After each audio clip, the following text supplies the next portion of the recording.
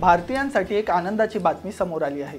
भारताला अंदमानच्या समुद्रात 2 लाख कोटी लिटरच्या कच्च्या तेलाचे भांडार सापडले आहे। याबाबतची माहिती पेट्रोलियम मंत्री हरदीप सिंग यांनी दिली। हरदीप सिंग पुरी यांनी दिलेल्या माहितीनुसार जर हा अंदाज बरोबर निघाला तर भारताचा जीडीपी 5 पट वाढू शकतो।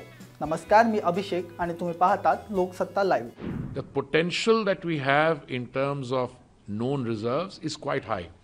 We have something like 42 billion oil and gas, 42 billion tons of oil and gas equivalent. We have the potential of several Guyanas in the Andaman Ocean.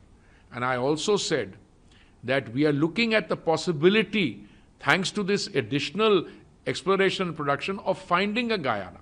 Here there is reasonable expectation because we found it in all those in that basin and in so many, I've got 2.5 pages of those exact locations listed, that you will find it. Andaman समुद्रात कच्च्या तेलाचा साठा सापडला आहे। सरकारने तो काढण्याची तयारी सुरू केली आहे। हा साठा सापडल्यानंतर आपल्या ऊर्जेच्या गरजा एकाच वेळी पूर्ण होतील असं मानलं जातं, असं हरदीप सिंग पुरी यांनी सांगितलं। हा पेट्रोलियम साठा गुयानमध्ये काही दिवसांपूर्वी सापडला। कच्च्या तेलाच्या साठा इतका म्हणजेच जवळपास 11.6 अब्ज बॅरल इतका असू शकतो। जर हा अंदाज शोध आणि संशोधनात बरोबर ठरला तर भारताचा जीडीपी एकाच वेळी $3.7 ट्रिलियन वरून $20 ट्रिलियन पर्यंत वाढू शकतो। कंपन्यांनी ड्रिलिंगचे काम सुरू केले। आता अंदमान आणि निकोबार द्वीप समूहांमध्ये कच्चे तेल काढण्याचे काम सुरू आहे। ONGC या कंपनीने सर्वेक्षण आणि ड्रिलिंगचे काम सुरू केले आहे। ONGC ने 2024 मध्ये 541 विहिरी खोदल्या। हरदीप सिंग पुरी यांच्या म्हणण्यानुसार तेलाचे खोदकाम शोधण्यासाठी खूप खर्च होतो। गयानामध्ये 43 किंवा 46 विहिरी खोदल्या गेल्या आहेत। त्या विहिरीचा खर्च जवळपास $100 मिलियन आहे। 47व्या तेल विहिरीमध्ये त्यांना कच्च्या तेलाचे साठे सापडले आहेत। ONGC या कंपनीने यावर्षी सर्वाधिक विहिरी खोदल्या आहेत।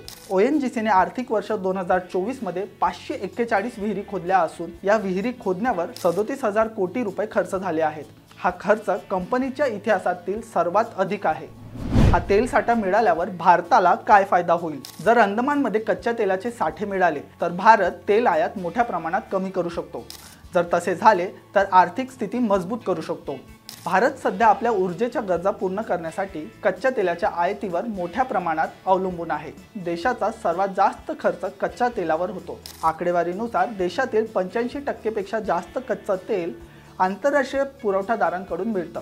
जागतिक स्तरावर अमेरिका आणि चीन नंतर भारत हा कच्चा तेलाचा तिसरा सर्वात मोठा आयातदार देश आहे। यातून भारताला काय फायदा होईल? खर्च कमी। भारत सध्या मोठ्या प्रमाणात कच्चे तेल आयात करतो। जर देशातच साठे सापडले तर आयातावरील खर्च लक्षणीयरित्या कमी होईल, ज्यामुळे परकीय चलन वाचेल आणि व्यापार तूट कमी होईल। अर्थव्यवस्था मजबूत। कच्च्या तेलाच्या आयातीवरील खर्च कमी झाल्यास अर्थव्यवस्थेवरचा ताण कमी होईल आणि इतर क्षेत्रांमध्ये गुंतवणूक करण्यासाठी अधिक निधी उपलब्ध होईल, ज्यामुळे आर्थिक विकास साधता येईल। महागाईवर नियंत्रण। कच्च्या तेलाच्या किमती कमी झाल्यास महागाई नियंत्रण ठेवण्यास मदत होईल, कारण इंधनाच्या किमती कमी झाल्यास इतर वस्तू आणि सेवांच्या किमतीवरही परिणाम होतो। रोजगाराच्या संधी। तेल आणि वायू उद्योगात नवीन संधी निर्माण होतील, ज्यामुळे रोजगाराच्या संधी वाढतील आणि लोकांना चांगले उत्पन्न मिळेल। ऊर्जा सुरक्षा। देशांतर्गत तेल उत्पादन वाढल्यास भारताची ऊर्जा क्षेत्रातील सुरक्षितता वाढेल, ज्यामुळे आंतरराष्ट्रीय स्तरावर होणाऱ्या बदलांचा भारतावर कमी परिणाम होईल। सामरिक महत्त्व।